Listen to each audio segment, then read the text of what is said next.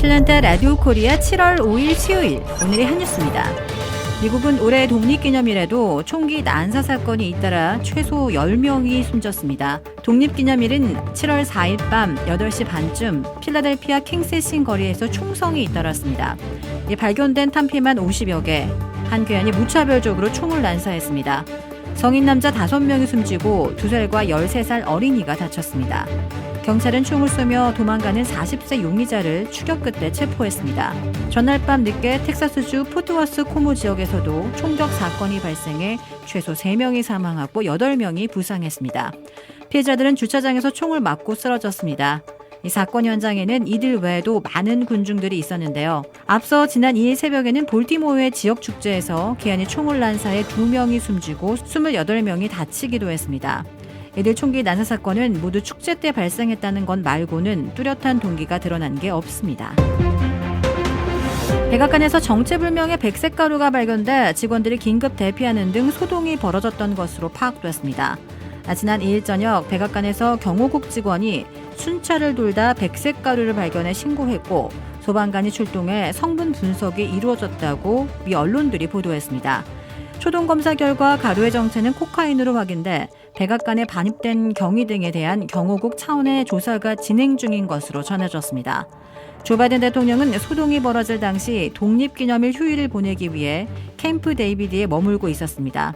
경호국 대변인은 해당 물질에 대한 조사가 진행 중이며 워싱턴 DC 소방서가 이 물질은 즉각적인 위협이 되지 않는다는 판단을 내렸다고 전했습니다.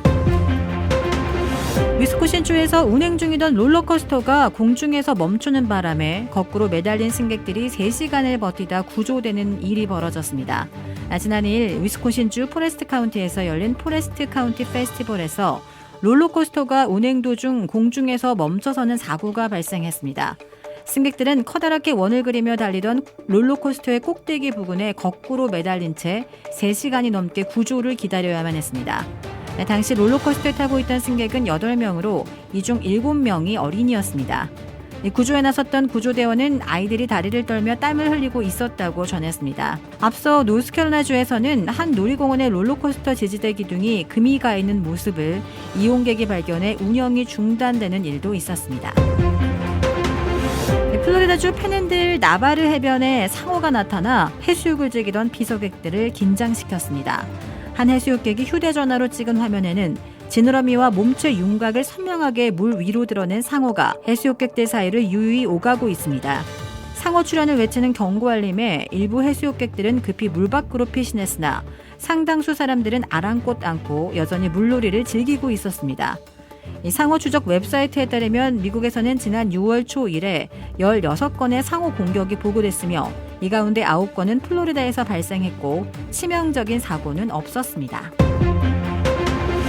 어제 일본의 원전 오염수 방류 계획에 문제가 없다고 최종 판단한 국제원자력기구 IAEA 사무총장이 오늘 후쿠시마 현지를 찾았습니다. IAEA 결론에 명분을 확보한 일본은 오염수 방류 시기 결정만을 남겨놓고 있는데요. 일본 정부는 우선 오염수 방류를 위한 여론전에 힘을 쏟을 것으로 보입니다. 일본 니혼게자의 신문은 일본 정부가 다음 달이라도 후쿠시마 원전 오염수 해양 방류를 하도록 조율에 들어갔다고 보도했습니다. IAEA의 최종 보고서가 나온 데다 일본 원자력 규제위원회도 오는 7일 후쿠시마 오염수 방류 설비 합격증을 교부하기로 결정했습니다. 이제 언제라도 방류할 수 있는 모든 조건이 갖춰지는 겁니다.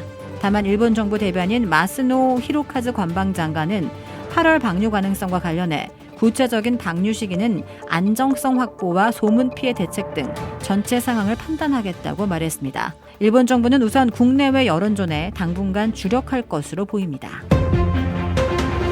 중국의 한 아파트에서 6살 소년이 엄마의 체벌을 피해 5층 높이에서 뛰어내리는 사건이 발생했습니다. 최근 중국 소셜미디어를 통해 공개된 영상 하나가 누리꾼들 사이에서 공분을 사고 있다고 홍콩 사우스차이나 모닝포스트가 보도했습니다. 이 영상은 지난달 24일 중국 동부 안후이성의 한 아파트에서 촬영됐습니다. 영상에는 아파트 바깥에 설치된 에어컨 실외기에 올라가 있는 6살 소년 A군의 아찔한 상황이 담겼습니다. 아들이 처한 상황에도 불구하고 A군의 어머니는 막대기를 휘두르며 집으로 들어오라고 계속 소리쳤습니다. A군은 두려움에 떨다가 결국 궁지에 몰려 5층 높이에서 뛰어내리고 말았습니다. 이후 A군의 어머니는 사고 현장으로 달려와 아들에게 지속적인 욕설을 퍼부은 것으로 알려졌습니다. A군은 주변 이웃들의 신고로 병원으로 이송됐고 생명에는 지장이 없으나 여러 곳에 골절상을 입었습니다. 해당 사건을 담당한 경찰서는 공식 소셜미디어 계정을 통해 A군의 어머니는 아이가 넘어질지 모른다는 우려 때문에 다시 안으로 들어가도록 설득하기 위해 매를 들었다는 간략한 보고서를 공개했으나 오히려 대중의 분노를 불러일으켰습니다.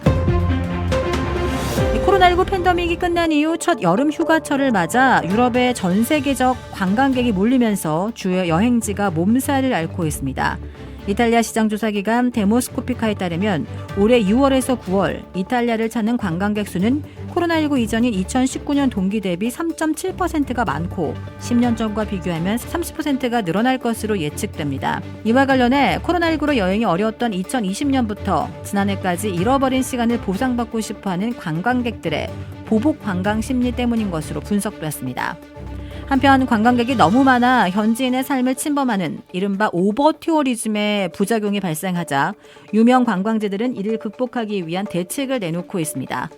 프랑스 파리 루브르 박물관은 올해 초 하루 방문객 수를 4만 5천 명에서 3만 명으로 줄였으며 노르망디 해안의 바위섬 몽셀 미셸은 지난달 유일한 통행수단인 버스 운행을 일시 중단하기도 했습니다. 이탈리아 베니스는 내년부터 방문객에게 입장료를 받기로 했습니다. 또 이탈리아 항구 도시 포르토피노는 지난 4월부터 셀카 벌금 제도를 도입했고 도심 특정 구역이 사진 명소로 알려지면서 인증샷을 찍기 위해 오랫동안 머무는 관광객 탓에 교통체증이 심해지는 등 여러 문제가 발생하자 이곳을 레드존으로 지정한 것입니다. 매일 아침부터 저녁 6시까지 이 구역에서 사진을 찍기 위해 대기하다 적발되는 관광객에게는 최대 275유로의 벌금을 부과합니다. 이외에도 그리스 아테네는 관광객을 상대로 한 에어비앤비 등 숙박 공유 업체가 늘어나면서 임대료가 상승해 현지인이 도심 외곽으로 밀려나는 현상까지 벌어지고 있습니다. 숙박 분석업체 에어디에네이는 올해 5월 아테네 내 단기 임대 숙소 수는 2018년 동월 대비 25%가 늘어난 만여 개로 집계됐다고 밝혔습니다. 주택 구매뿐만 아니라 커머셜, 웨어하우스, 비즈니스 건물까지 부동산계의 큰손 이주환 부동산.